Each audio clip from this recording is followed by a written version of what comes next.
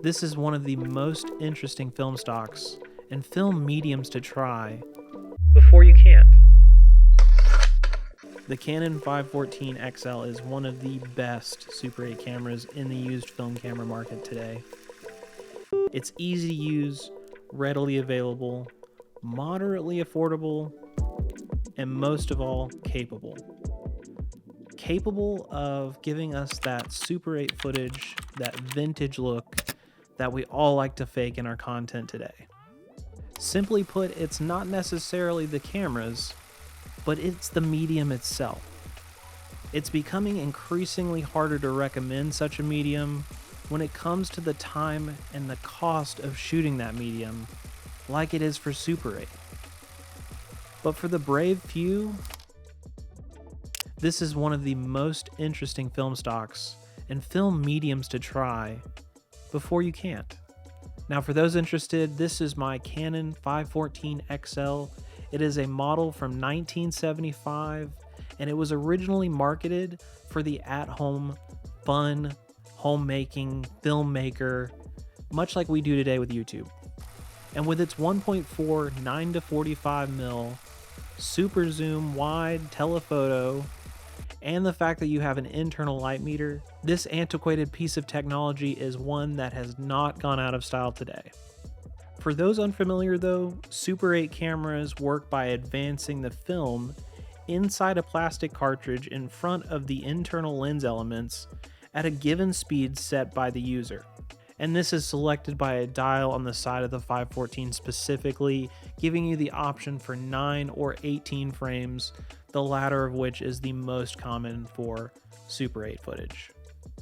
And depending on the film stock you choose, whether tungsten balanced or not, you would adjust the color conversion filter switch to either daylight or artificial lighting.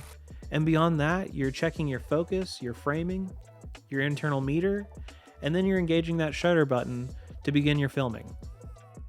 But again, I want to come back to why I think one of the most influential, most popular film looks out there in social media today is so infrequently used, if really ever, and more than anything, it's mostly faked. And I think it really just comes down to cost. And these costs can vary widely. Beyond just the camera itself, film can range from $40 to $60 depending on where you get it and kind of what you get. And then for modern consumption, it needs to be digitized. But before it can be digitized, it has to be developed and then scanned. And depending on who you go with, whether that's one entity or two, this also has costs that will vary.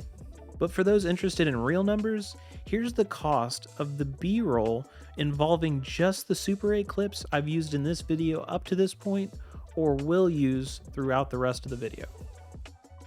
And for all the mathematicians out there, this is the actual cost when you total that up.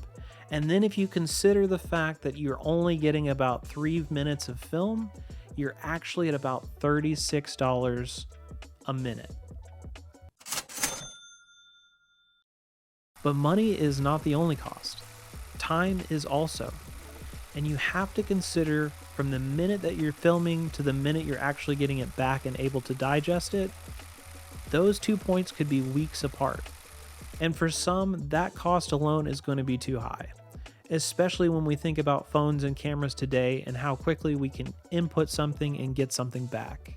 But then there is another level, another group that I think actually might still exist. And I think if you're watching this video, you know who you are. There is still a niche, and these people are the ones who love analog, they love film, they love just Super 8 in general. These are the people that already know that they're into it, and I think for all of you, you should absolutely try it if you haven't. But then there's also another group who also might fit into this category, but have never tried it. And the question is, should they consider it? And I think the answer is potentially. Simply put, I think that if you are interested in something like this, if you have stumbled upon a video like this, whether by search or just fumbling down the rabbit hole, if you've watched to this point, you might be someone who should consider getting into this. And I highly recommend it. Hopefully you try the camera that I have, or you try another one. Honestly, I think you could go really well either way. But that is what I have on the Canon 514 XL and Super 8 in general right now. If this has interested you and you would like to know more, or maybe even more in depth on how to get it developed or how to get it processed, or where to shoot, how to shoot, things like that, if you would be interested in more of a practitioner style video with Super 8, let me know in a comment down below. I would love to make that for you guys. It could be more detailed and it would be a bit longer, so I want to make sure there's interest.